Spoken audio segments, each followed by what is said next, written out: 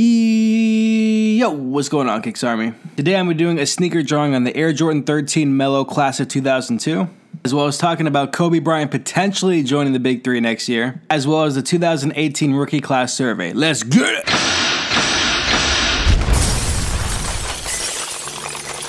Now, real talk real quick, I'm gonna ask you guys something.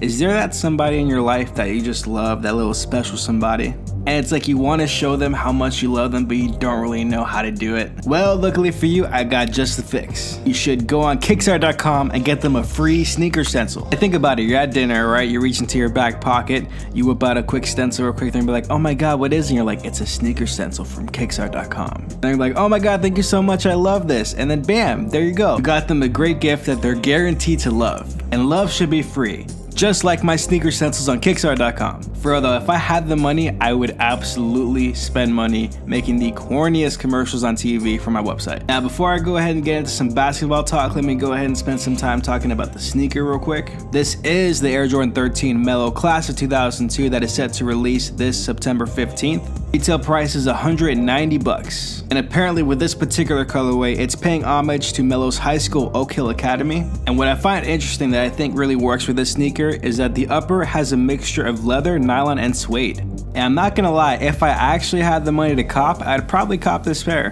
Because most of it is black, it does have those yellow accents, it would work for a lot of stuff in my collection. As we all know, black pretty much goes with anything, so if it has accents of a different color, it's not a deal breaker for me considering most of my clothing is pretty plain spaghetti. I don't wear any yellow at all, so to have a little bit yellow on the sneaker is okay with me. Another thing I like about it is that there are hints of university red. You can see the red both on the Jumpman logo on the tongue as well as on the traction pods on the outsole. So I like the shoes, all in all a really good pair, but man, you guys already know I'm broke, I'm not copping anything. Now before I get into the main basketball topics, there is a smaller topic that I wanted to hit real quick. There was an interview that Tony Parker had with the Chinese site Hupu, spelled H-U-P-U, and he said to them saying, quote, yes, I will retire as a Spurs player. Now for those of you who don't know, Tony Parker actually signed with the Hornets this offseason, which was weird and unique because he was with the Spurs for like 17, 18 seasons. During those championship runs he had with the Spurs, he was known as one of the big three, accompanied by Tim Duncan and Manu Ginobili. And in 2007, he was actually the Finals MVP. So to say that he's had a history with the Spurs is quite the understatement. I guess there's a number of reasons why he wanted to go to the Hornets, one of them being that he wanted to play for his idol Michael Jordan, who is the owner of the Charlotte Hornets in case you didn't know. He also wanted to play alongside Nicolas Batum, and in case you don't know, both of those players, Tony Parker and Nicolas Batum, are both French players. So whenever they do international games or Olympic games, they're usually on the same team for France. By default, you have that friendship connection right there, which matters. On top of that, he looks forward to kind of mentoring some of the younger players, particularly Kemba Walker. And on top of all of that, the head coach for the Charlotte Hornets, James Borrego, was a former coach of the San Antonio Spurs that he played under. Obviously, Greg Popovich is the head coach, but in all leagues, even like your high school league, there's multiple coaches, not just one coach. So while it does kind of seem weird still that he did decide to make this move, he did talk to both Greg Popovich and R.C. Buford, who is the Spurs general manager, prior to making this decision, letting them know that he was going to go through with this. And aside from the fact that he will now be playing in Charlotte for the year, he does have full intentions to retire with the Spurs. And because he did talk to both Greg Popovich and R.C. Buford, he will be leaving the Spurs on good terms, so it wouldn't be too far-fetched to assume that when he comes back, they'd be willing to take him. Now recently, there were some rumors reporting that Kobe Bryant will be playing in the Big Three next season, which when I first heard that, I'm like, yes, anytime I hear about Kobe playing basketball again, I'm all in. Like, it doesn't matter if it's at the YMCA, the Big Three, I don't care, I just want to see it. But unfortunately, shortly after, only a few hours ago, we got a report saying that Kobe Bryant is absolutely not planning to play in the Big Three next year. That's not to say that he wouldn't eventually play in the Big Three, maybe he does want to try that out, but as far as next year goes, it's a no-go. I guess because a lot of the media outlets kind of picked up on this story, one of the chief marketing officers of Kobe's company, Kobe Inc., kind of brought out the statement saying no, he's not planning on doing that. Which, even though it does suck a little bit, I would have loved to have seen him. He could still do that in the future, and as long as he keeps creating, I'm perfectly fine with it. As long as he keeps doing stuff, that's all I really ask. During his playing career, he's had a number of documentaries. His post-career was pretty interesting, where he does the detail segments with ESPN, where he's kind of looking at different players' games, analyzing what they do right, and kind of critiquing them on what they can do better. He has a very interesting way of going about his storytelling, and the fact that he has a lot of stories to tell is why I'm interested in a lot of stuff that he does. So Kobe, just keep making stuff and you'll make me happy. Also, if you can kind of like tell your Kobe fans that hate LeBron to chill out, that'd be cool too. I know you watch my show, so if you can just listen to me on this, that'd be great. Now for the final story, we have the rookie surveys taken by the rookies of this class for a number of different categories involving Rookie of the Year, Best Career, Biggest Draft Steal, all that kind of stuff. The way this worked is that the rookies were supposed to vote on these different categories and they weren't allowed to vote for themselves.